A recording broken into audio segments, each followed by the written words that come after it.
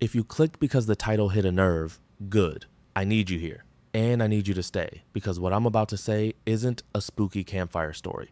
It's the one thing I can't unknow. It's the thing that cracked my life in half and stitched it back together wrong and somehow better. Before I start, do me a favor. Hit subscribe right now. Not because I'm begging, because stories like this get buried under noise. And if you've ever loved someone who came back different, if you've ever woken up at 3 a.m. with your heart sprinting, this might be the video that makes you feel less alone. Subscribe, and you'll tell the algorithm this matters. My name is Ethan. I was a U.S. Army Staff Sergeant, infantry, multiple deployments. The kind of guy who used to roll his eyes at anything that sounded like spiritual. I believed in body armor, route clearance, radio checks, and the hard math of odds. I believed in keeping your head down and your mouth shut. I believed feelings were a luxury you couldn't afford in a place where the sky could kill you. I'm not saying I was tough. I'm saying I was trained to be numb. I grew up in a house where you didn't talk about pain. You swallowed it. You turned it into work. My dad worked his hands raw. My mom held the family together with grit and coffee. In my neighborhood, men didn't cry. Men didn't even admit they were scared. Fear was something you mocked in other people so it didn't find you. So when I enlisted, it fit like a glove. By the time I landed in Iraq, I'd already learned how to become a machine. Wake, gear, mission, repeat. There's a rhythm to war that's almost normal if you let it be. You start thinking in lists, ammo, water, angles, shadows. You start reading faces like weather. You start noticing tiny things, the way a street goes quiet for no reason, the way a kid's eyes don't match his smile, the way a doorway looks just a little too clean. You learn to live in the split second before something happens. And then one day, on a road I'd been down a dozen times, something happened anyway. We were running a convoy outside of Mosul. The sun was hammering the ground so hard the horizon looked like it was shaking. Our radios were steady, our banter was low, everyone dialed in. The kind of mission that lulls you into thinking you've got the world figured out. And I remember this clear as a scar. I had this random thought that made no sense. It wasn't fear. It wasn't a warning. It was weirdly personal. Like my brain reached back into my life and grabbed an image for no reason. I saw my daughter's face. She was little then, back home, missing teeth, that crooked grin that could wreck me. And the thought came with this feeling I couldn't place, like warmth, like a hand on my chest. For 1 second, I felt her, like she was sitting right there with me in the vehicle. I blinked hard, shook it off, told myself I was tired. Then the world turned white. I'm not gonna give you gore. I'm not gonna dramatize it. War has enough drama, but I need you to understand the speed of it. 1 second, there's heat and dust and the hum of the engine. The next second, there's a sound that isn't a sound, it's a force. Like the earth stood up and punched the sky. My body reacted before my mind. I remember pressure. I remember my teeth smashing together. I remember the smell of burnt rubber and something metallic. I remember thinking this is the strangest thought. This is going to be paperwork. And then there was silence. Not quiet, silence like the universe hit mute. If you're still here, do one thing. Comment, I'm still here. Seriously, drop it in the comments. Because this is the point where people click away. And if you can stay through the hard part, the rest might change you. I didn't feel pain the way you'd expect. Pain was behind glass, distant, like it belonged to someone else. My first clear awareness was that I was above the vehicle, looking down at it from a weird angle that made no sense. I was hovering, and I know how that sounds. I know. If I heard me saying this 10 years ago, I'd laugh in my own face. But I was there, above, watching. I saw our vehicle stopped at an angle, dust rolling like smoke around it. I saw one of my guys stumbling, hands out, trying to find balance. I saw someone yelling, mouth open wide, but I couldn't hear him. I saw myself slumped, and that detail should have made me panic. It didn't, because the me that was watching didn't feel like it was in danger. It felt weirdly calm, like I had been holding my breath for years and finally let it go. I realized I could see everything at once, like my awareness was wide, not sharp in one spot, wide. I noticed little things, a loose strap flapping, sunlight bouncing off a piece of glass, tiny grains of sand lifting into the air like slow motion. Then I noticed something that made my stomach flip, except I didn't have a stomach. There were others. Not soldiers, not medics, not people I recognized from the convoy. These were presences. That's the only word that fits. They weren't ghosts with sheets. They weren't angels with wings. They were like intelligence with shape, but not a shape my brain could properly translate. And one of them, one presence, felt familiar in the way your own name feels familiar. No voice said, Ethan, but I felt it, like I was being addressed at the deepest level. And then I started moving. Not flying like Superman, not drifting, moving like thought, like direction itself pulled me. 1 second I was above the road, the next second the road was gone. The desert dropped away and I was in darkness, not scary darkness, just absence. And in that absence, I felt something I hadn't felt in years. Relief. Not because I was dying. Relief like I had been carrying a rucksack full of rocks my entire life and somebody finally set it down. I knew I was dead, not as a concept, as a fact. And the moment I knew it, I expected fear to rush in. I expected regret. I expected the animal panic of a body that wants to keep breathing. But there was no panic. There was clarity. I remember thinking, so this is it. And then immediately, another thought rose up, gentle and undeniable. This isn't it. This is the doorway. If this is hitting you, subscribe right now.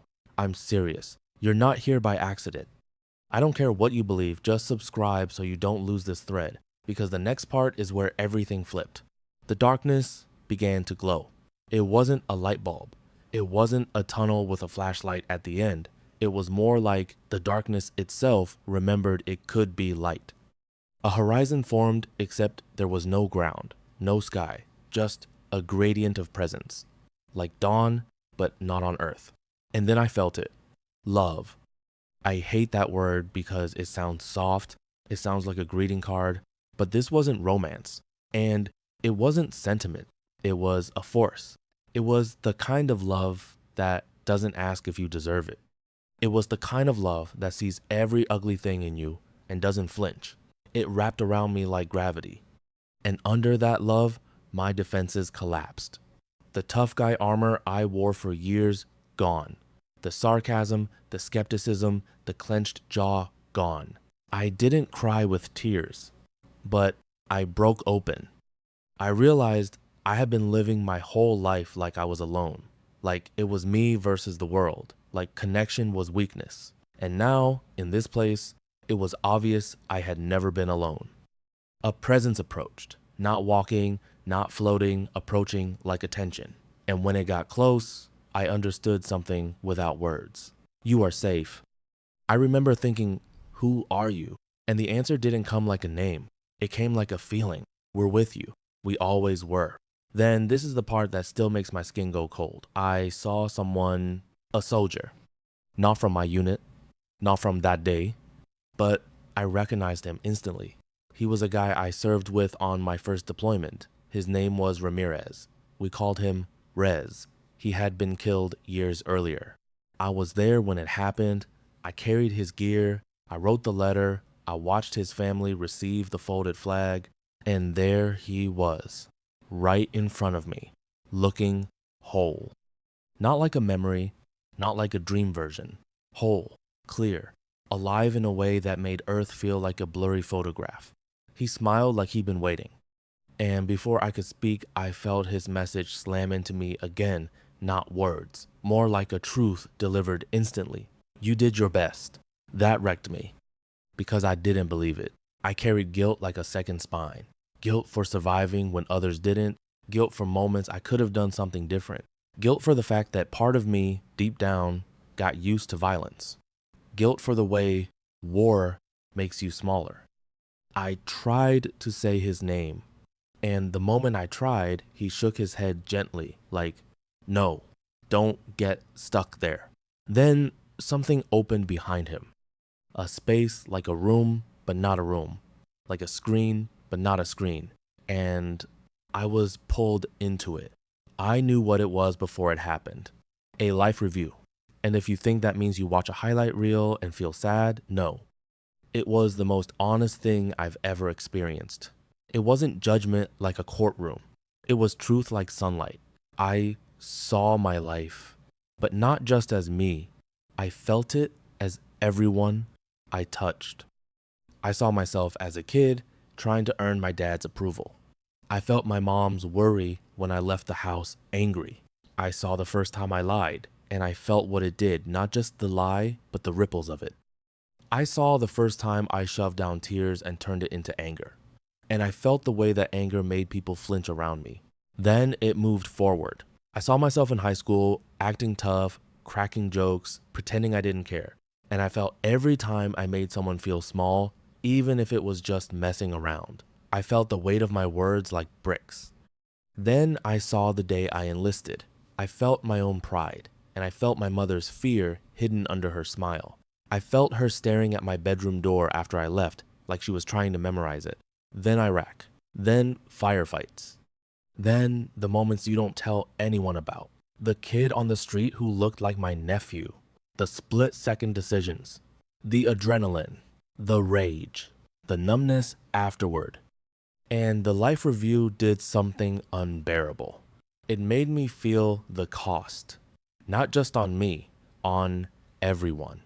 I felt the terror of civilians in a way I never allowed myself to feel when I was alive.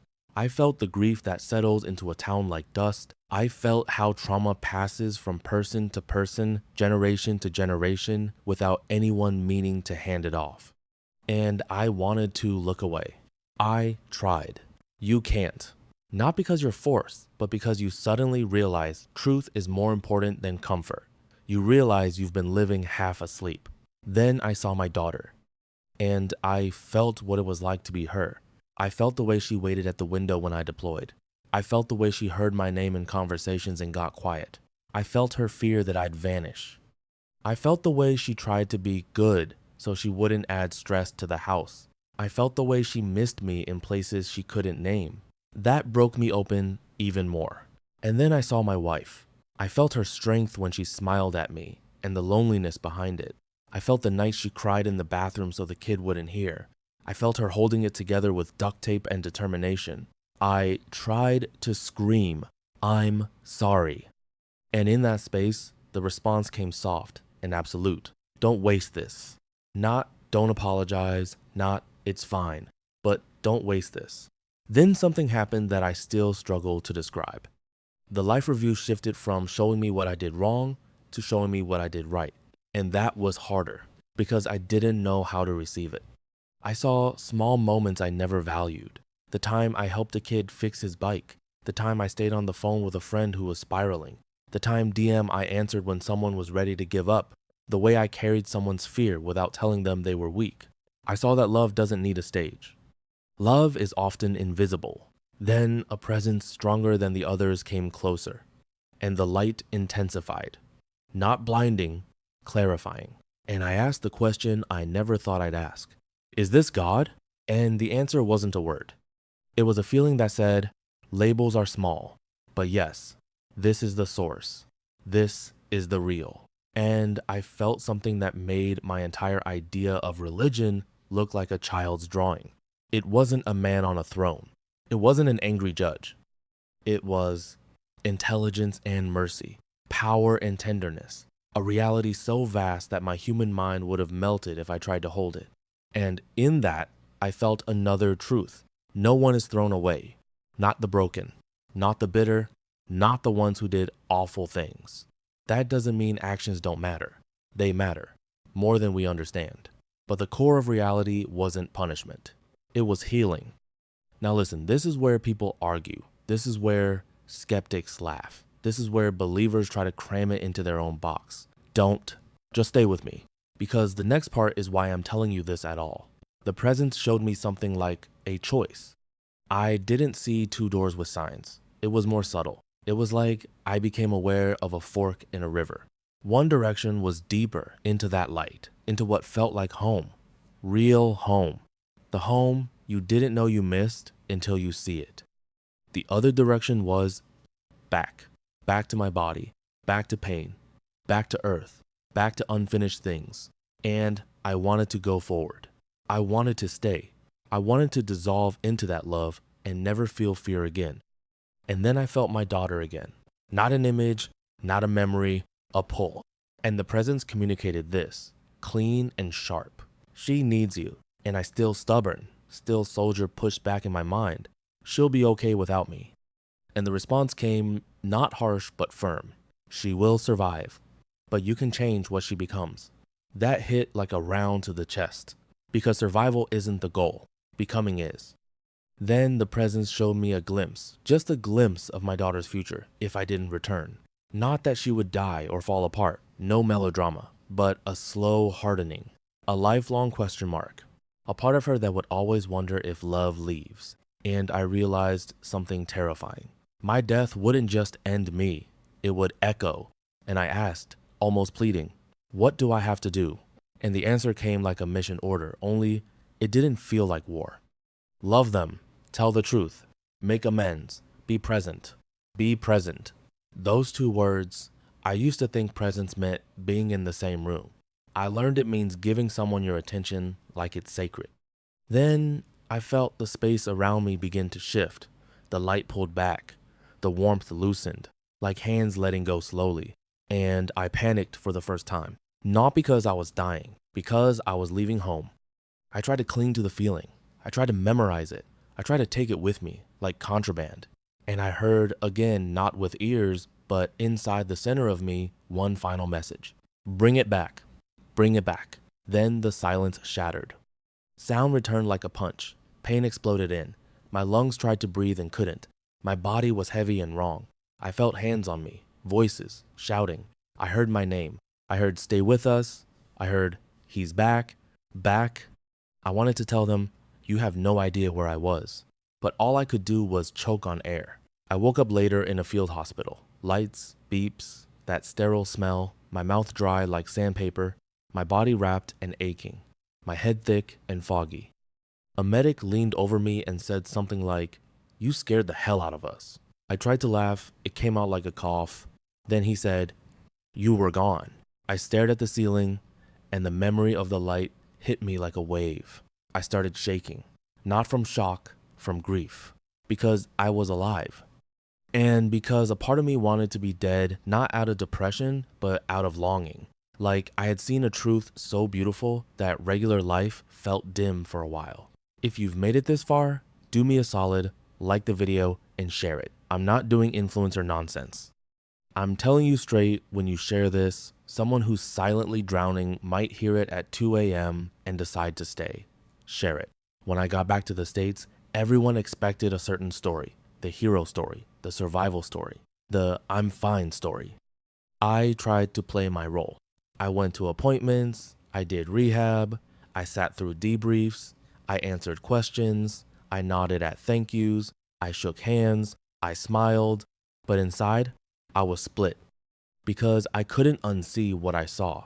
And because the life review followed me like a shadow, I started noticing how I spoke to people, how I dismissed my wife's feelings with a joke, how I checked my phone while my daughter talked, how I used anger to avoid vulnerability.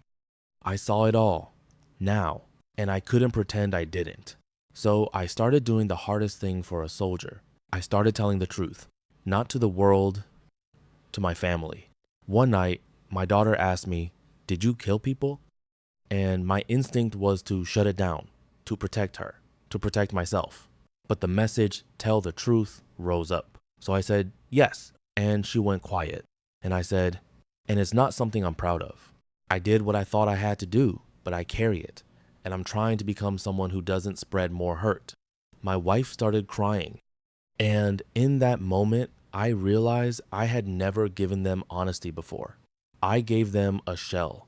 I gave them a uniform. I gave them a version of me that didn't bleed. So I started bleeding carefully, responsibly, in a way that healed instead of infected. I apologized to friends I'd ghosted. I went to therapy even when it made my skin crawl. I admitted I had nightmares. I admitted I was scared. I admitted I had days where fireworks made me want to crawl out of my own body. And the weird thing is, the more honest I got, the more that light came back, not as a vision, but as a feeling in the room when I was fully present. It would show up in small moments. My daughter laughing so hard she snorted, and I'd feel warmth in my chest like sunrise. My wife resting her head on my shoulder, and the world would go quiet in a good way. Me sitting alone on the porch at dusk, and instead of feeling empty, I'd feel held. I started understanding bring it back didn't mean bring back a story. It meant bring back the way you love. Now, I want to tell you something that's going to make some of you angry. The NDE didn't make me afraid of death. It made me afraid of wasting life. Because once you felt love like a force of nature, you realize how cheap our distractions are, how much time we trade for nothing, how we treat each other like obstacles instead of souls. And I'm not preaching at you, I'm confessing. I used to be the guy who thought kindness was weakness. I used to think compassion got you killed. I used to think softness was for people who hadn't been tested. I was wrong. Love is not soft. Love is the strongest thing I've ever experienced. It's stronger than adrenaline, stronger than fear, stronger than the part of you that wants to run. There's one more thing I haven't told you. In the life review, there was a moment, brief, sharp, where I felt what it was like to be the man I hated most in my life. My dad. I felt his childhood, the way he learned to shut down, the way he carried shame, the way he loved me but didn't know how to show it without control. I felt his fear of being inadequate. I felt his desperation to be respected. I felt his pain, and in that instant, my anger softened, not excused, understood, and I realized we pass pain like a baton until someone drops it. I dropped it. I called him. I told him the truth. I told him I'd been dead. I told him I'd seen something. I told him I loved him, even though it was complicated. There was a long silence. Then he cleared his throat and said, I'm glad you're here, son. That was it, but it was everything. If you're watching this and you've got someone you need to call them. Not tomorrow, not when you feel like it, call them. That's your CTA from me. That's your sign. Don't waste this. And yes, subscribe, because I'm going to keep telling these stories the way they need to be told, raw, respectful, and real. And because your comments become a community for people who feel like no one understands. Now, let me answer the question I know you're asking. Was it real? I can't prove it to you with a lab test. I can't hand you a data sheet. But I can tell you this, I came back different in ways I didn't want to be different. Ways that cost me my old identity. Ways that made me lose friends who preferred the tough version of me. Nobody chooses that for a cool story.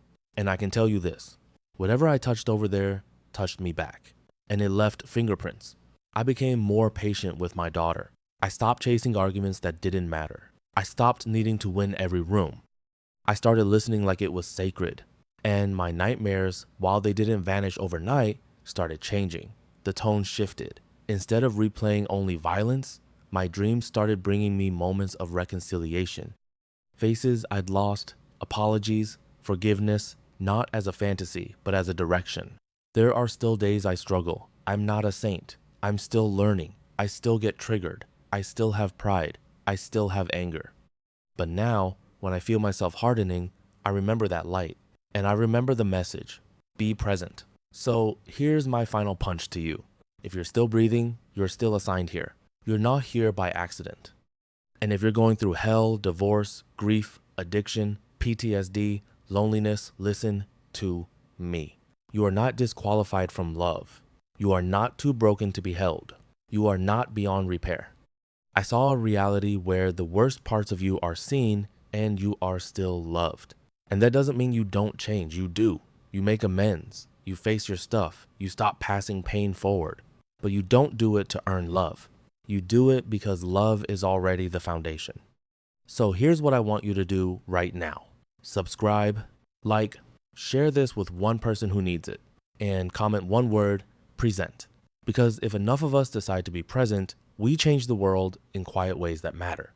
I was a veteran in Iraq. I died on a road outside Mosul. I stepped out of my body. I felt a love that didn't ask for credentials. I watched my life from the inside out. I met someone I thought was gone forever. I was shown what matters. And then I came back. Not because I wanted to, because someone needed me. Maybe someone needs you too. Don't waste this.